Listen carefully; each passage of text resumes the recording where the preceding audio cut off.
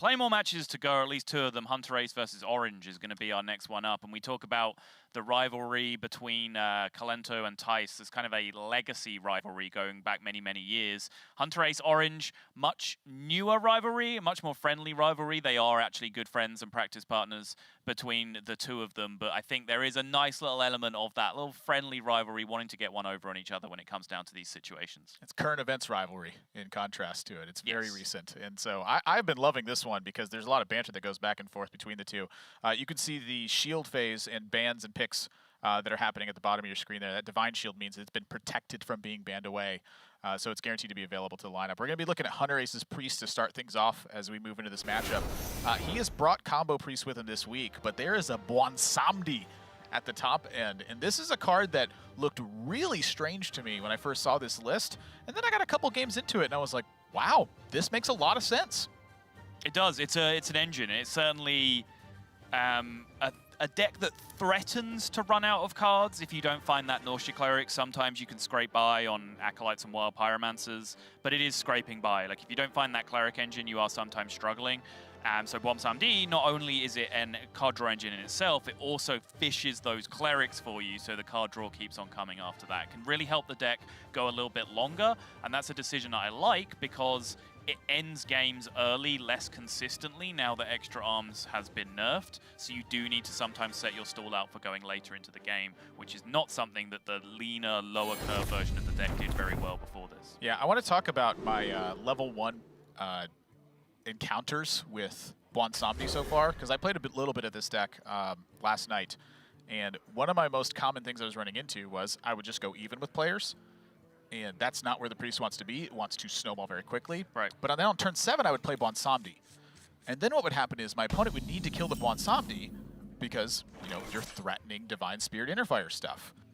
So then immediately afterwards, what I was doing was holding High Priest Ahmet when I would draw it with Bwansamdi. And then the turn after they kill Bwansamdi, you play High Priest Ahmet and all your 1-drops with it. Yep. And then everything threatens lethal. I was like, this is so smart. Yep.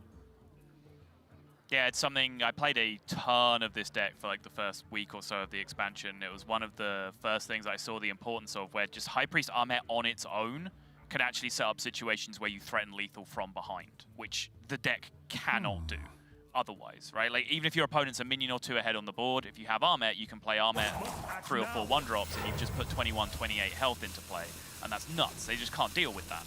And any one of those 7 health minions threatens lethal. When you accentuate that with the Bwansamdi, as you were describing, then yes, that gets even better. Early on, hunterace with a good start. And facing off against Holy Wrath Paladin from Orange's side. We saw this matchup between Fino and Psycho take place, where there was a pretty weird couple of situations that were going on because of the lack of 1-drop on Fino's side, where Psycho was fighting for board with like Baleful Banker. Yeah. And just threatening to eliminate buffs that Fino wanted to play with an Equality or with a True Silver Champion. And so he had to fight back for board. Yes. It was such an unconventional matchup, the way it was played out. Like, if you were just a generically good Hearthstone player, like maybe you played Hearthstone a lot a while ago, but you're coming back new to the game, so you don't understand the current matchups. You just understand good, solid, fundamental Hearthstone. That matchup would have looked like absolute nonsense to you, because they were doing such unusual things to each other that were kind of correct in the situation and correct in the matchup. And I think that wasn't just an isolation of the matchup that we saw between those 2 players. I think that is kind of the Holy Wrath Paladin versus Priest matchup as a whole. Well, this particular game may not be that case. This is a massive turn from hunterace. Like, it is. This is scary. Like, this is what Frightened Flunky's talking about when he doesn't like the place he's in. Scary, yes, but depending on what these draws are, not necessarily game end. Yeah, I'm just gonna let that sentence trail. Don't worry. Never mind. Forget I said anything. So any spell that's castable for hunterace next turn, if this board does not get wiped, is the dream. Yep. This board getting wiped right now is nigh impossible. I think if Orange had Equality, it would be a consideration this turn, just to ensure that there is no weird heal up, draw a million card shenanigans going on. Yeah. What would Uther do? That would be a very ugly looking turn, but maybe necessary. That's not even an option for Orange. Yeah, as it stands. Even the horrifically ugly turn that we can think of is not even an option for Orange. That's how bad his situation is. Oof. That's all I could think. Powered Shield, Divine Spirit, Silence, Topsy-Turvy, anything. This turn goes nuts for hunterace. Nope.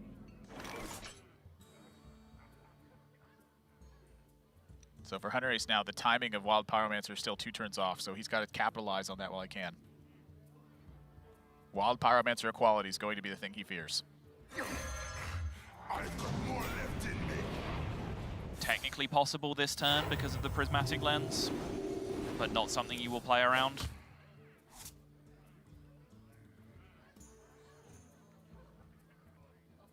If Orange can't clear this turn, or do something to protect himself this turn, that's game. Oh, sure, I like that circle. Did you hear the noise? I do. It did change the medium noise into the big noise, and that I am a fan of. But yes, it also drew a card, but you can kind of always get it to draw a card because you have Acolyte Wild Pyromancer combination, and it does have like insane upside further down the road. I think he was just trying to cash in on the Light Warden while he could. Yeah, and that's the part I can definitely see. Like He's thinking Consecration, exactly. Turning 7 into 9 and playing around Consecration there to push the 2, like yes, that makes sense. But it is a card with significant upside later on.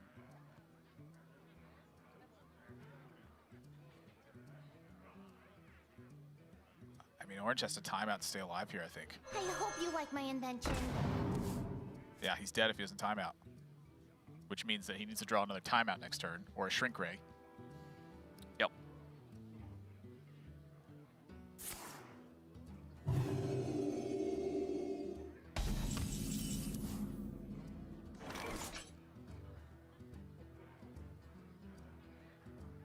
I think the use of the circle for hunterace was also a nod to the fact that Acolyte and Wild Pyromancer were in hand. Well, that was part of my argument for why holding the circle was fine, because he drew a card with the circle that turn, but with Acolyte Wild Pyro in hand, he can always draw a card. Yeah, it's just did you need to draw a card? Right. Yeah. I'm saying not necessarily. Like, he could have, at any point, he could have like his entire deck in his hand with that circle from this point on. That's pretty much going to be the case anyway. I mean, yeah. I think honestly we're probably focusing on it a little too much. I think it's a very, very marginal decision, if anything. Shrink Ray! Yep. Possibilities! Yep. You don't die immediately! Way! Technically alive. The best kind of alive. It's important to note that hunterace's deck does not have burst without having board. Correct. So if Orange is at 1, honestly, that could be fine. Yep.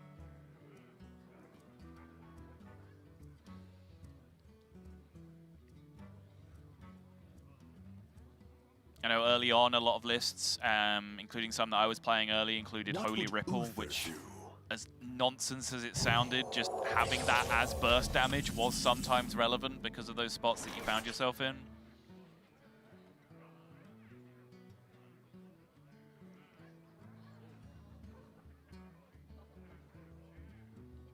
Both just in the same position. Yeah. 6 in play, 4 more from extra arms possible, would be 10. You're looking you can for... go Powered Shield, Divine Spirit, that adds the 4 as well. You need to get Divine Spirit and Indify, and I don't think there's any possible lethal this turn. I'd be with the Beaming Sidekick, right?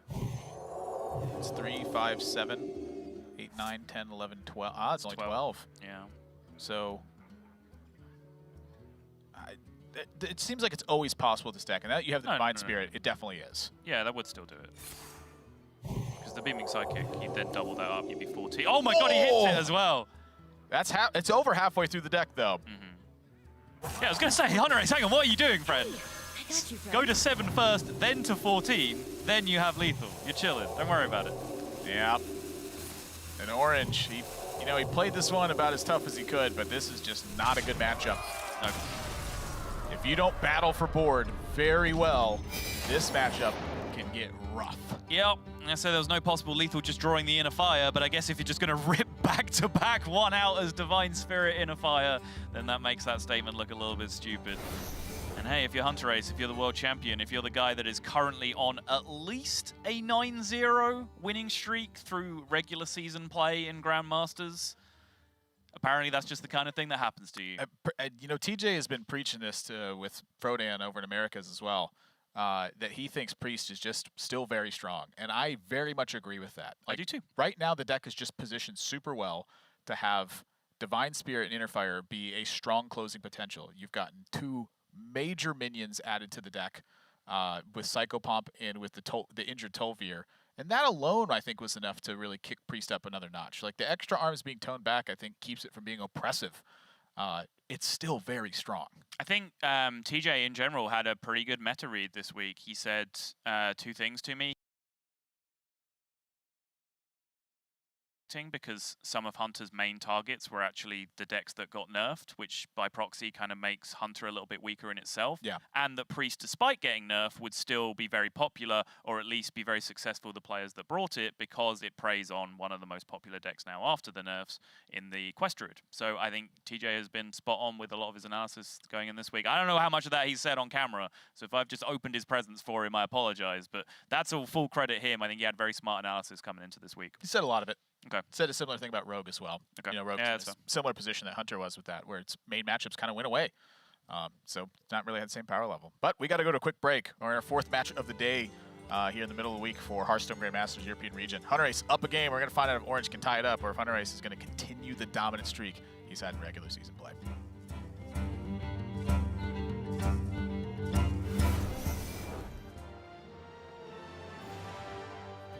Mazahidul Islam. I go by Muzzy in game. My username, as you know, my first name is Mazahidul. It's kind of difficult to say for some people, and every time someone calls you, you know, they're gonna have to say, "Hey, Mazahidul." You know, that's long, and you don't want to say that. My friend gave me a nickname, you know, like, "Hey Muzz, hey Muzzy." So I sort of just took that, and you know, name's Muzzy. I took a look at the list of players. Some of them have been more focused on streaming, I would say, in these past few years. I've participated at the highest levels of competition that they might not have appeared in. I'm the player to beat in my group, for sure.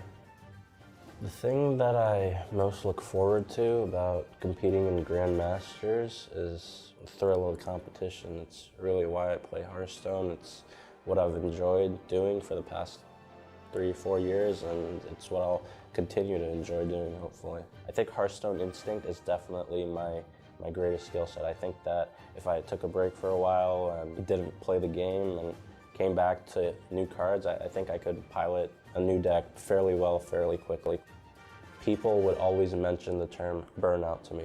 Burnout, burnout, burnout. I didn't know what it was. I would constantly play Hearthstone all the time. I definitely want to have more titles and put my name in Hearthstone history.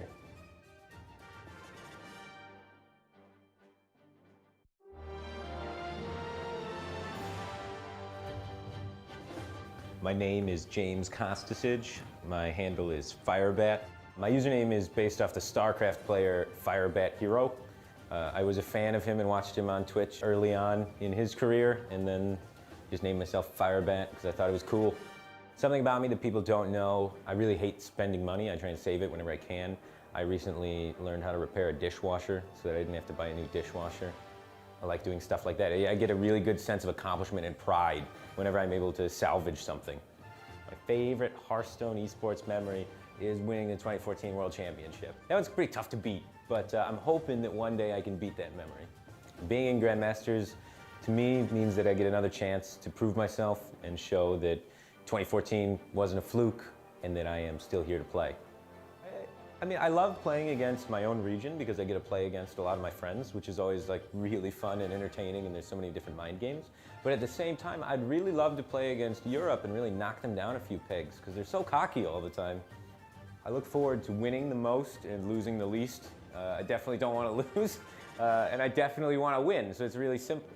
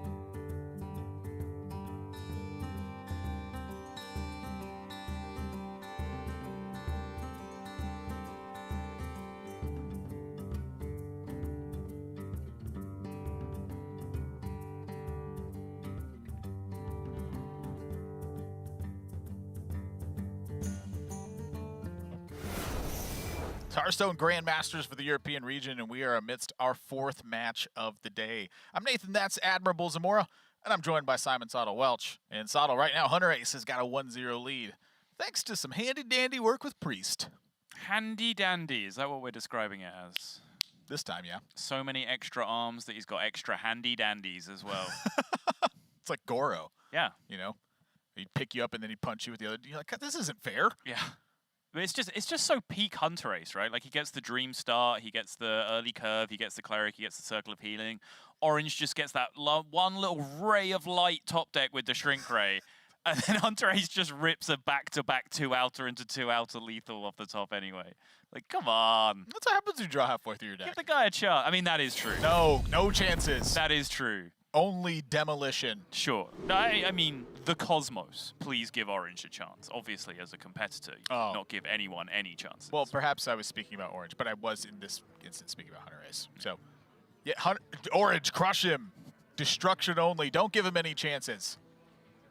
So we are back to the matchup, which I believe, just on our sample size of today, has been 2-0 to the Warrior, which perhaps some people might not expect, but I think we've heard from a couple of players that, you know, if you can work yourself into a decent start, and then if you pick up the board clears, then it's actually not as bad as it might seem. Yeah, it's a lot of close margins and a lot of close calls on things. Yep. You know, we saw with Yarla, he talked about, he identified a position where he got to the end of the game, he's like, I need to find the other pieces, though. And, you know, he used a brawl early on in the game to try to stabilize himself, and said he thought he had to, but he didn't like having to use it. And so that speaks to the importance of the matchup. And what he's really referring to is at the end of the game, where in this case, it's same for Orange as it was earlier. He's going to play Chef Nomis at some point, usually plural S due to the Flublidness flip. And so for hunterace, he's either very interested in taking the lead and finding a way to eliminate Orange. It's a very rare occurrence, I'd say, in the matchup. Or number 2, it's having the gas to fight through the big boards that Orange is going to make. And here's the big kicker as well. Orange has all of them. King Feoris, Chef Nomi, and the Floop, and the Zephyrus on top of that as well. It's not a full suite build that we've seen from every Druid that we've seen in the tournament so far. Yeah, would love to see the like here as well. I just like when it's all the greedy stuff. Druid has become my new greedy favorite. Okay. I think it's large in part to Crystal Merchant. I just love that card. You've heard my fondness for Nat Pagel. Cool. You know what I'm talking about. I do. Yeah. It always draws. It's just like Pagel. It used to always draw. It said end of turn. Why did they take it from me? Have you ever seen Community? Yeah, I love Community. So you remember the episode where Britta can't say the word bagel and they just make her say it over and over again? It's bagel. Every time, like just whenever they want to make fun of her about anything else, they just say bagel. Bagel. Ah! They just point at that. That's how I feel every time you say Nat Pagel. Yeah, we'll say bagel. Bagel. You're supposed to say bagel. You just completely whiffed on your own joke. If you I was going to let you just laugh at me. If you would have said bagel, I'd have swapped to pagel for the rest of my life. Would you really? It pained me to say it right there. So imagine all the future iterations as well. You just blew it for everyone. Oh, I'm so sorry, guys. Could have chalked that one off the list, and then I could have actually got Raven to say Shaman properly as well, and then we could have had the full selection. Well, actually, etymologically, Shaman is correct. That's a pretty good nerd voice. And yes, I know, chat, the word mana has an R on the end when I say it. You don't need to go there. Nobody's perfect. Really, every word has an R on it. It's true, yeah. I mean, that's just English. Every word just has an R on the end. That's just how it works. Hunteracer with the Restlesser Mumrier here. I am tempted to connect this Ziliax, though. You know, that we've seen that be one of the biggest problems for Druids. It's just a big thing all at once. No tomb can hold me. I imagine you're very interested in making it a buffed up Ziliax. Yes, that's kind of where my head is at right now, where he can go with this board, then next turn he can coin potentially Armadillo, and then that means that that would be the first turn that Orange is able to clap back, because that would line up into the quest completion turn, which means if Oasis Surger comes out, Oasis Surger just has to run into the 4/7, and then hunterace can use the other remaining minions to clean up the Oasis Surger and just slap a massive Ziliax onto this mech that he has and start cracking face with it. You know, you'd also have the option for just using a single Warpath in that instance too. Like, Warpath is a card in this matchup I feel like is okay. I think its main point of strength is going to be like versus King Varus in the later stages of the game, but like, you know, say you just draw another minion or you draw something else you want to do, like ripping a Warpath for 1 and then connecting the face. Nothing wrong with that either. Sure. You don't get to Ziliax on this 3/5 if you cast the Warpath on the turn that we're talking about, though. True story. And that really turns me off, because I want to do that. Well, I imagine Orange is going to be wiping out some of the minions here. Yeah. And he doesn't have Oasis Surger, so we've again gone far down the semantics train as you and I tend to do. Well, I mean, it's important because hunterace is obviously dealing with a lot of concealed information. Yes. Just, you know, theorizing about what his long-term plan might be against a range of hands. So I think it is an important thing to talk about. I mean, we can just go back to talking about pronunciations if you want. I'll do that all day. Well, we've reached the important part of the game. Yeah, right. This is why we came up with this storytelling I feel like time. talking about Hearthstone occasionally is technically what we're being paid to do. We're finally playing it well. now. Okay. I mean, hunterace jammed uncontested minions into play, and then Orange took 7 turns not spending mana. Yeah. The Dillo versus the Ziliax. Still like the coin plan? Am I crazy? I like the coin plan as well. I think 4/7, it doesn't match up well versus Starfall, but that pulls the Starfall so that the Ziliax connects. Right. That's where my head. Right, yeah. That's fair. I think against both of the power plays, right? You're just in a decent spot if you coin the Omega Dillo. Well, you're also in a decent spot if you attach the Ziliax. Too. I just feel like the payoff of the Ziliax afterwards is so much higher. If you buff the Ziliax, then your spot gets more decenter. Yeah. More decenter. I like that.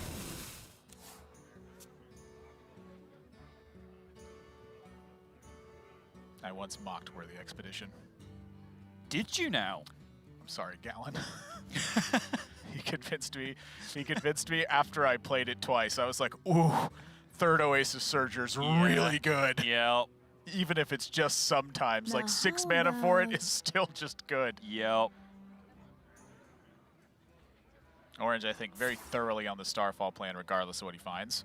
And second War Druid load he found. I'm curious how important this is against Warrior, actually. Like, this one class in particular is the one spot where the Lodi hasn't felt supremely important. I would agree with that. I think extra scenarios just for extra gas, even though it doesn't solve the problem that you have right now, which is you're just getting beaten up and you don't really have a hand that stops you getting beaten up. I do think just generically more gas is what he's looking for in that spot.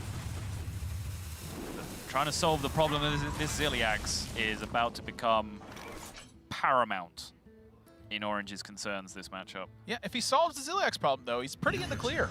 But again, this is the pattern that we've seen every time we've seen this matchup on stream, is that beat him up, beat him up, beat him up. Druid has to play slightly inefficiently just to be able to recover, aren't able to do it, and then at the end of it all, Warrior just gets to slip back into the comfort zone because they've been ahead for so long, and eventually the removal beats out all the threats from the Druid. It's like they maintained their tools. Yeah. They were able to build up armor state, and so you could leverage that life total to kind of buy the tempo back over time. Yep. And so for Orange here, really the only way to contest this is going to be innervate scenarios. I don't have a problem with that play. That just looks really strong. The issue I'm having is I just don't know if that, like, you feel so weak afterwards. But this is a common spot for me in Druid. I'm having to dig back into my old Druid toolbox and remember this. The average draw in a Druid deck like this is going to be very powerful. And so you have to just rely and believe on that potential. Orange's average draws are insane right now. So just make the play, bite the bullet. It's going to be good enough. Can I interest you in some shield slams and pushing 8 this time? Absolutely. Okay, good. I want you to think about what I was talking about with the Life Drinkers and Tice's matchup. Like, anything for 6 damage. So, like, just generically, you know, show me this board state out of context and ask me if I do it, I'm not sure I would. But given the added context of my opponent's panic response to my board was innovate Cenarius on the previous turn, then suddenly I'm taking that as a pretty clear signal that they have no way of dealing with this 8/6 Divine Shield. Yeah, this wasn't Wrath. This wasn't Wrath into Oasis Surger. This was, I hope these taunts stand in the way. Right. You know, there's a chance it wasn't too. I'm certain if I dug deep enough, I could find some lines where Orange is, you know, quite happy to bait out perhaps some shield slings for damage and just has hope, like hidden Oasis, and recovers fully. I am curious though if this is the first sign of the push perhaps failing, and you're interested in, you know, maybe using a Divine Shield to absorb a 5/8. hunterace, I think, made the read that that's not the case, and that's the correct read. I think it's a comfortable read. I think it's a smart read. I think it's a good read. Doesn't necessarily account for top decks, though. It does not, and that swipe just changed everything. Your reads do not have protection from top decks. It's like, well, that's not fair. I had a...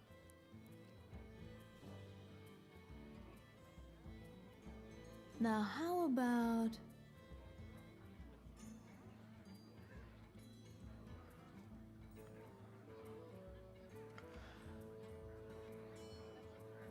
Swipe face scenario? Because you're trading in the Wardrobe Lodi afterwards, right? Yeah, but you're swiping Now the 2/2 how in that case. So you get the spell power. Oh, of course you do. Yeah, I'm being stupid. Then yeah. It does seem like a snipe face. Time goes short.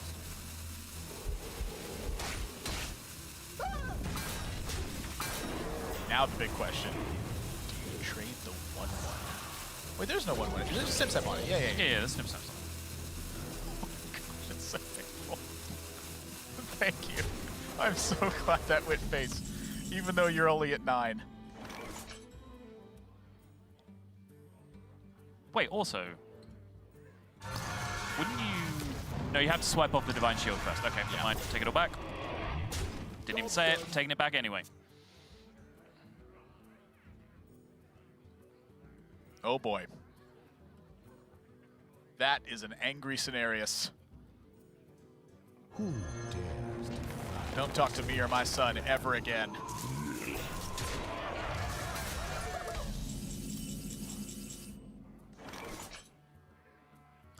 That card does just not match up well versus Cenarius. It's so weird.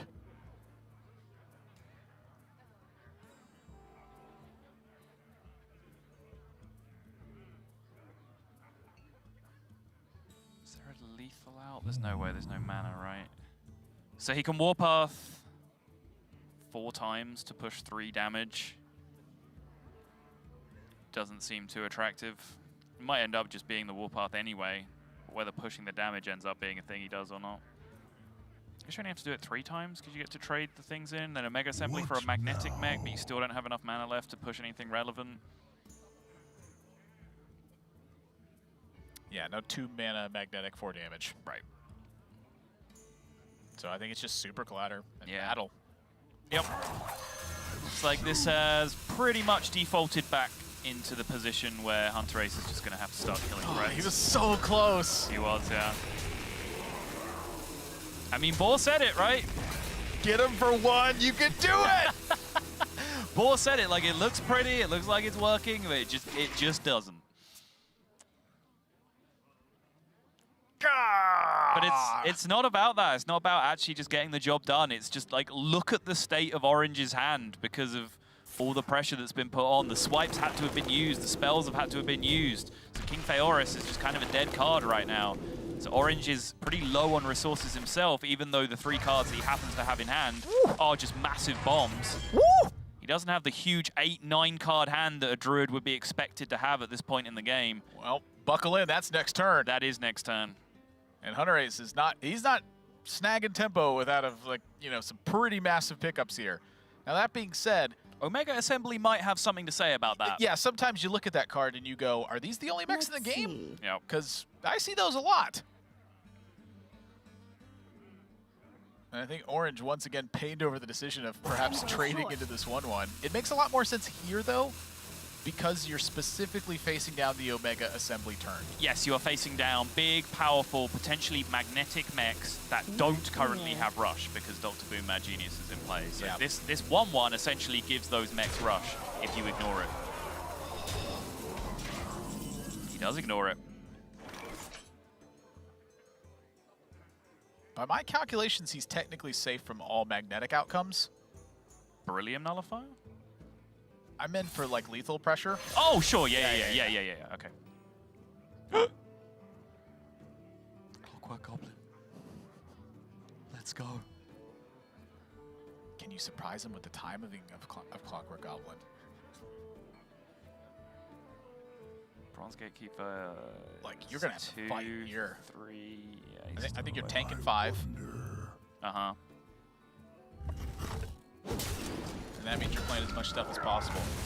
You know, So yes. I'm genuinely curious about the Archivist Elysiana here.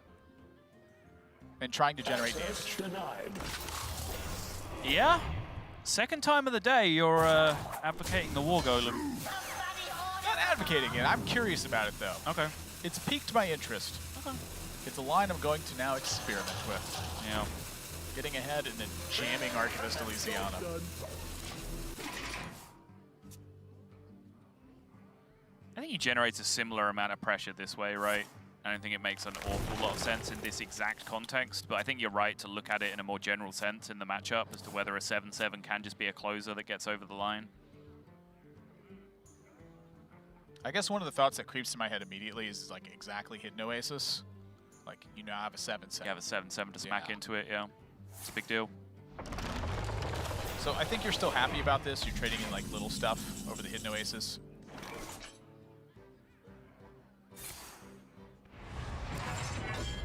Ooh, big draw. No tomb can hold me. And I don't think it's necessarily the pressure itself right now. It's just that Orange is not getting ahead. So every single turn this happens, hunterace is simply staving off the assault. Yep. Just another turn that Orange has to think about being reactive. Is another card that hunterace draws. It's another card that might be a brawl, might be a just generic removal option to take care of one of these board states. And every removal spell Orange has to use is a minion that is not coming out from that King Feoris as well. And I'm looking at the War Druid Lodi and it being used, and I'm like, if that spell damage was still in play, Now, like how Starfall would wipe about- the board here. Yes, that is true, but he had no option. He did not. And that's because of the aggressive play. Yep.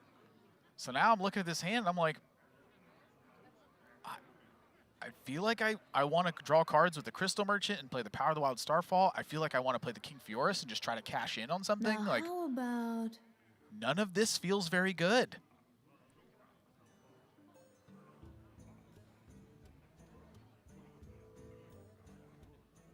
I'm cashing in. Time grows short.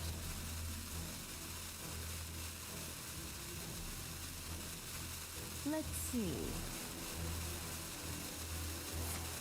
Ooh. That takes 2 attack off board.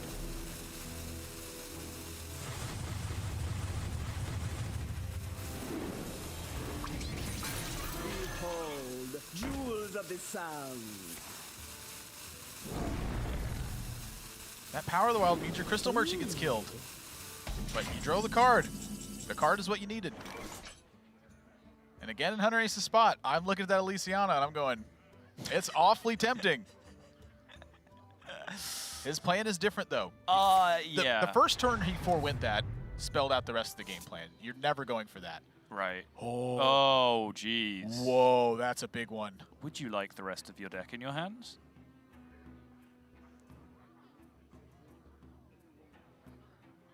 Yeah. You hit that one, right?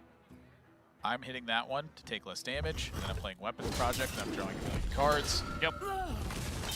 I'm not sure. Like, I'm not sure if it was just like the tracking of the mouse cursor, but it looked like he initially considered hitting the 4-1. Why? Well, not the 4-3 as it was at the time, I guess. Instinct. Your instinct is kill the bigger one. Again, it could just be that thing where like you move the mouse and the mouse passes over the 4-3 to get to the minion you were aiming it at, and the spectator client just displays it like that. Occam's Razor. Which one of those does Occam's Razor apply to? That he moused over it. Is that the simpler explanation? I think it's a simple explanation than assuming that Hunterace's instinct was to take more damage rather than less. Yeah, maybe. It's also a misrepresentation of what Occam's razor actually is, but that was my fault. So we'll move on. Why do I love semantics so much?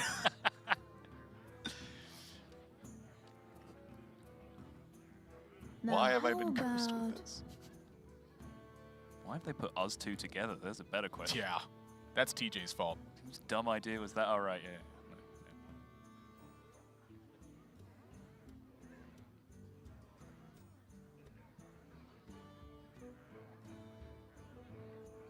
Well, Hunterace does have Brawl, Plague of Wrath, bottom 8 this game. Yeah. That's something we need to start thinking about.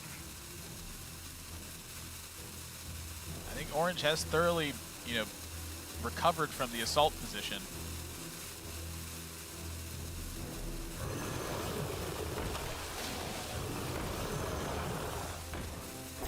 Let me update that actually. Brawl, Plague of Wrath, Dr. Boom, bottom 8.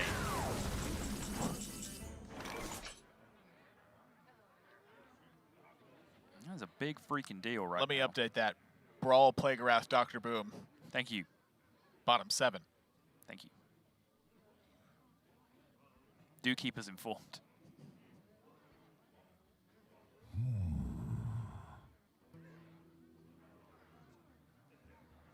And Hunterace just visibly looks uncomfortable. Just nothing strong to do. Plop down something, it's not bad, but it's not good. It's a really different world if these 3/6s have rush. Just immediately pick up value into the 3/5. And I think back to the Armagadillo early on. I've seen so many players hold it to buff 2 board specifically. In this matchup, I don't think you necessarily have that liberty. It was so juicy looking though, the curve. Like we both liked it at the time. Yeah. Oh, the Ziliax. I still like it. I'm even watching the outcome and I still like it. Okay. Let's see. That forced a lot of stuff from Orange. That's one of the biggest benefits I think that you have with Hearthstone is the way that you disrupt your opponent. It has to be centered in some sort of aggression. Yeah.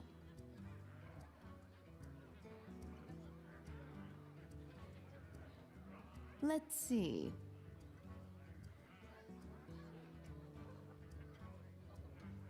And Orange now, I think, is pretty interested in setting up some King Feoris turns that lead into Chef Nomi.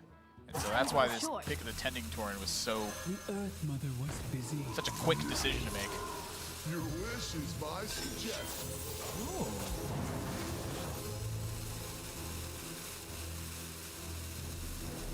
I wonder what card Orange was thinking about here.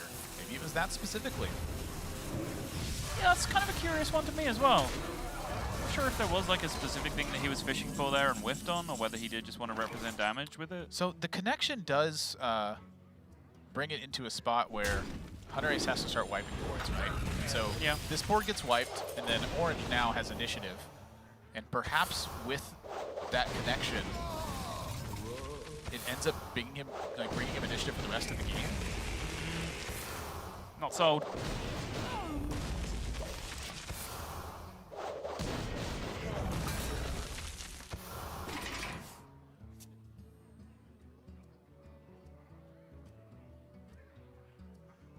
Maybe he wants to floop the Zephyrus. Not sold on that one either. These are all theories. The bottom of Hunterace's deck, by the way, he's found the Now 2 brawls, how but he has a Plague of about- Wrath left, he has Omega Assembly left, he has Dr. Boom Mad Genius left, he has a Tomb Warden left. That's 4 of the 6. What are the other 2? Our power. There's a pretty serious bottom 6 cards in his deck regardless. Ooh.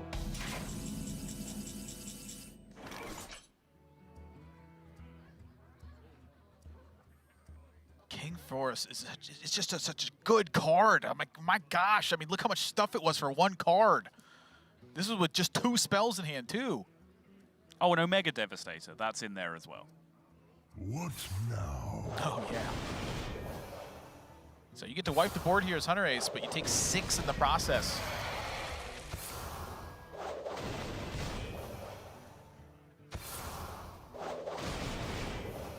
Super Collider gone, Job's done. Oasis Surgers are, I think, an actual threat. Yeah, I do still count this as a win, though, that he's managed to clear 2 pretty huge boards with Warpaths and not Brawls or Plague of Death. And that was the opposite draw. I think Orange was very interested in having another minion here.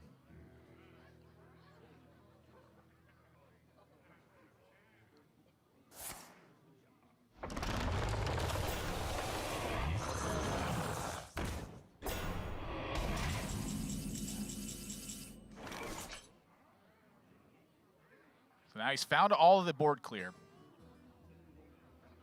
But having used the 2 Warpath, he really kind of needs Dr. Boom to be his activator for that Plague of Wrath.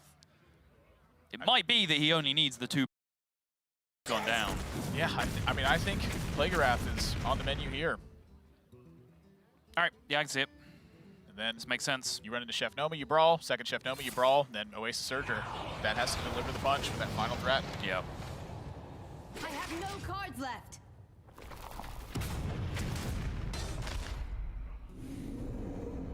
Drawing a real card as opposed to the bomb on the previous turn slowed down the Chef Nomi potential by 1 turn as well.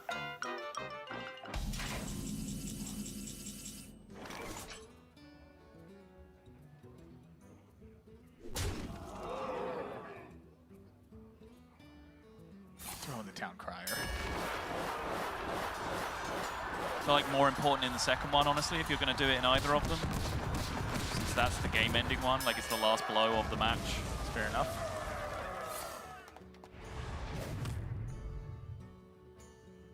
Like, I don't think you play it. I do think you toss it into a brawl. Is it relevant? Struggling to understand why it's relevant if it is. There's a Dinomatic left. There's a What Frightened now? Monkey left. There's an Omega Assembly. No, there't left. there's no Dynamatic, right? He only plays 1? Oh, he's only playing 1? Yeah. Oh. I must choose. Does it change a breakpoint of like attacking face for 1? Yeah, that's what I'm trying to work out. 13-9. No, it doesn't do that. Because right now I'm feeling like the best Oh, usage with of the that card. With the Weapons Project attacking twice, maybe that does make it. Oh, interesting. Okay, yeah, I didn't count that in. You might be right. Also, it's never getting traded into here. Let's be perfectly honest. That is also a very good point, yeah. You're not wrong. So it's on the board for the brawl anyway. You're absolutely right.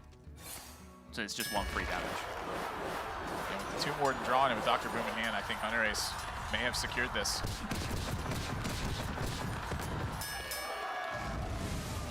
Orange taking 3 and then 4 in the following 2 turns. And then 5. 12, yeah, so with 2 attacks of this Weapons Project, he has to kill in 2 turns. And that's not And possible. he does not do that through a Tomb Warden.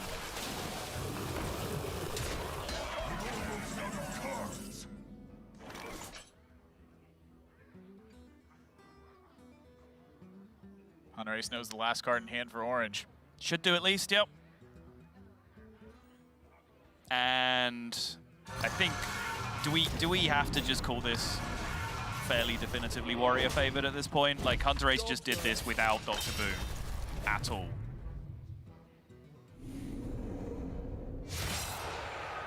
I think in the current build, perhaps.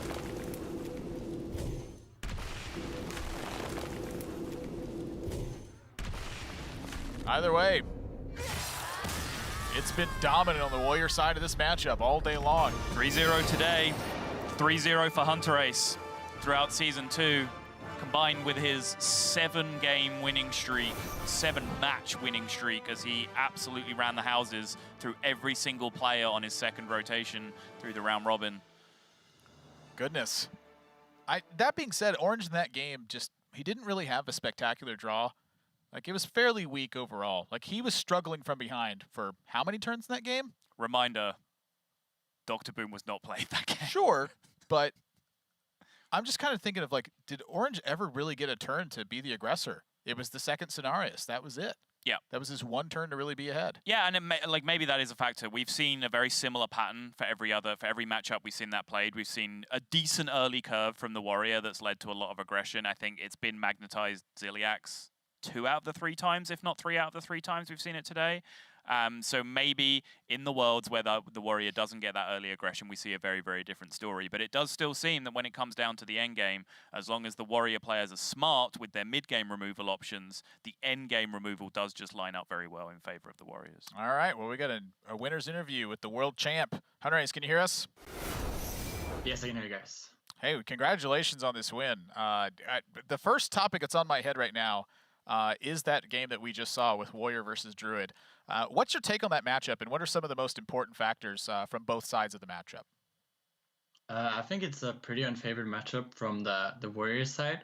I just got a very fortunate scenario in this game where I got to get aggressive from the early game, which is super important because if they get ahead in the early game and you don't put on any pressure, they can just use their resources freely, and it becomes super hard for you to hold on to all the removals that you need in the end game against the Nomis. So I just tried to push aggressive and not give him any time to do anything. That's what I tried to do, and I don't think he had his best hand even against my start. I was pretty aggressive. He could have gotten better cards and would have had a better outcome for him, but I felt that I made it pretty hard for him to do stuff. Yeah, it makes sense. It's good to hear because, like, we came into this week like, yeah, okay, you know, Druid is favored in that matchup, but we've seen it 3 times, and we've seen, like, your exact start basically happen 3 times, just, like, aggression into magnetized Ziliax, beat him up. We're like, what's going on? Like, is this warrior favored? This can't happen. So it's good to hear from you that that's not the case. This is actually the first time I have that free creep. I'm not sure if it's correct, but I just looked at him, you know, Rover, Celiax, and Snip Snap. I was like, let's go face. Should work out. So I want to ask you about your you bring in Priest again as well, because last week I said that you were going to be washed up this week because you were only winning with broken cards in week 1, but you just brought the nerf cards back anyway with the extra arms. Like, talk to me about Priest place after the nerf. It turns out that Priest has more broken cards. Okay, yeah, that makes sense. Yeah, I don't know. When it comes to Priest, I think the deck is super overtuned right now, and it's actually shocking that no one else brought it. I think that I actually think I'm favoring every matchup basically with the deck. So even Warrior? I don't know. Yeah, against Warrior also. I'm favoring every matchup except the mirror on ladder. So I don't understand why. I mean, surely you're favored in the mirror because you're hunterace. Like, no. I'm never favored in the mirror. You know, back in the old Rasa Priest days, I was favoring every matchup, the mirror at 48% win rate. Okay, all right, fair enough. Impossible. Well, yeah, you weren't the world champion then. Like, that makes sense to me. Yeah. Okay. You're only like 12 years old back then anyway, right? It's not amnesiac. I mean... Anyways, I really like Priest right now, and I think that for next week, if it doesn't see any nerfs, I think everyone in Europe will bring it.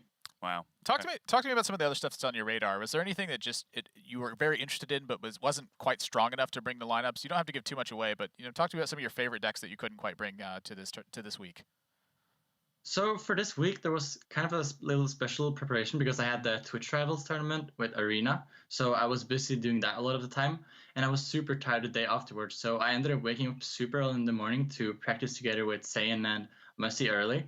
And basically, the other options I was thinking about was the decks that they ended up bringing, but these were the decks I felt the most confident with, and I didn't want to go into anything that I had not too much experience with, so I ended up submitting this. Also, by the way, when it came to the Twitch Rivals Arena tournament, it was actually the reason I started including sidekicks in my Priest from the beginning, because I drafted so much sidekicks in Arena, and it was always super good. So I tried sidekicking the Priest, and then Bomb Samdi just felt natural to put in also because it's just a 7-mana, 7/7 draw a bunch of cards. So you built your Priest deck for Grandmasters based off of your Arena drafts. Yeah. Shout out to Twitch Rivals Arena there. Yeah, they helped me out with the Priest. You've never had one of those 12-win arenas where you're like, yeah, I could hit Legend with this deck. Like, sometimes those decks are so good, you just get there. I haven't had that experience. That's quite an interesting situation to be in. What other decks have you cooked up from drafting an Arena? That's the first one. Well, yeah, I get that. What are the other ones? Is what I'm asking. It was just another inclusion for the deck, right? I knew the deck was already strong, but after the nerfs, it was missing something. And actually, looking back on it, I think that Sidekick and Bomb Samdi should have always been core in the deck, and I think the deck was even stronger than it showed earlier because no one included it back then. Yeah, I played a bit of this deck last night, and it was surprisingly strong how much Bwonsamdi was impacting my matchups. Oftentimes, I would just play it on turn 7, and then it was back-to-back turns of just high impact. It helps you a lot in the matchups or the games where you don't win a lot, right? Because the pre-stack often wins when the game goes super slow, right? So Bwonsamdi gives you the ability to take it even further sometimes and contest people in the long game. Yeah, that's really cool. Anything else? Nope, nothing more to add. Pleasure to talk to you as always, hunterace. We'll let you go. I hope you keep winning so we keep getting to talk to you. Hope so too. See you guys. Take care. I've never built a deck based on a rated draft. You've never like just had some interaction happen, like some weird synergy go off in arena, and you're just like, hang on a minute. You just open the collection and just start trying to like build a deck around it, or something like that. I do take that back. That actually did happen with me in Pit Crocolisk, because we were practicing for the first week of Grandmasters here, and TJ was preaching how good Pit Crocolisk was in arena, and I was like, let me see if this is as good as he thinks it is. It did promptly find its way into my Quest Shaman There you go. deck. I want to say also, by the way, I 100% called the finals of that Twitch Rivals Arena tournament. As soon as the teams were announced, I was like, the Shady Collins team versus the hunterace Insane team in the finals, 100%, no questions. That's exactly what happened. I'll take your word for it. Yep. I'm not going to go and find the tape. Because it's there. It might be there. I don't really know.